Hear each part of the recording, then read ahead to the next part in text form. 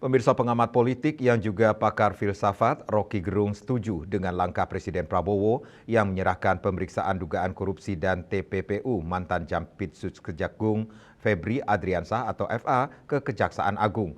Menurutnya, Presiden lebih percaya pada kejujuran kejaksaan dalam menuntaskan kasus ini ketimbang di institusi penegak hukum lainnya yakni KPK dan Polri.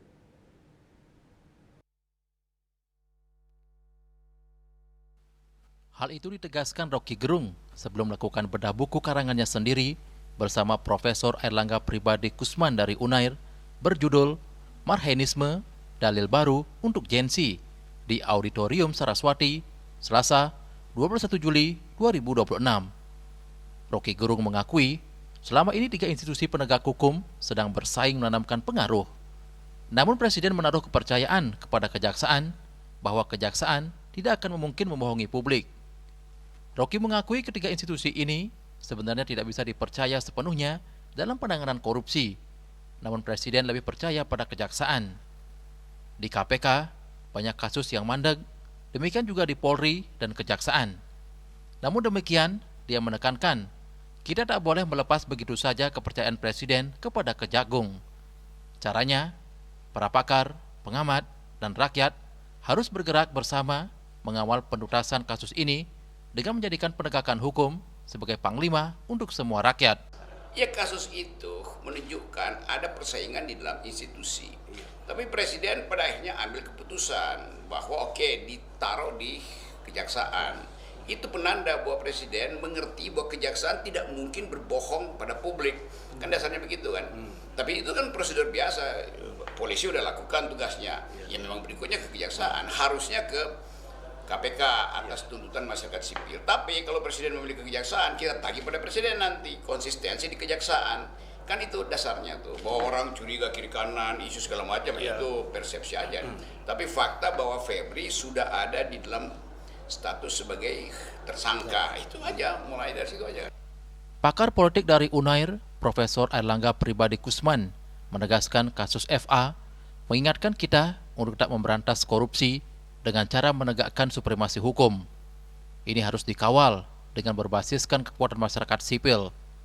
Ia mengatakan kasus korupsi jadi ruwet akibat hukum tak menjadi panglima di negara ini.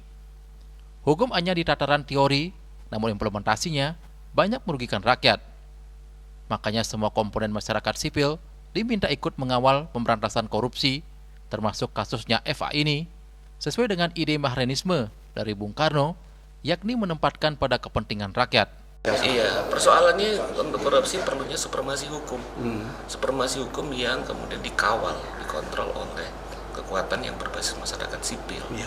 Karena tanpa ada supremasi hukum, maka kemudian korupsi tidak akan pernah bisa selesai sebagai problem yang dihadapi oleh bangsa kita. Itu belum terjadi di Indonesia. Belum. Nah, itu menjadi masalah yang sifatnya kemudian mengakar, dan ini butuh pentingnya terkait dengan gagasan Soekarno, pentingnya mempersatukan seluruh kekuatan-kekuatan masyarakat sipil yang dikonsen terhadap persoalan bangsa ini bersama-sama untuk mengawal dan ikut serta dalam upaya untuk memberantas korupsi. Sementara itu, Rektor Unmas, Profesor Ketut Sukawati Lanang Putra Perbawa mengatakan, lembaga penegak hukum mestinya memiliki integritas tinggi dalam melakukan tugasnya. Mestinya 3 lembaga yakni KPK, Polri, Kejaksaan berjalan seirama dalam penegakan hukum sesuai asas struktur dan sosial budaya hukum.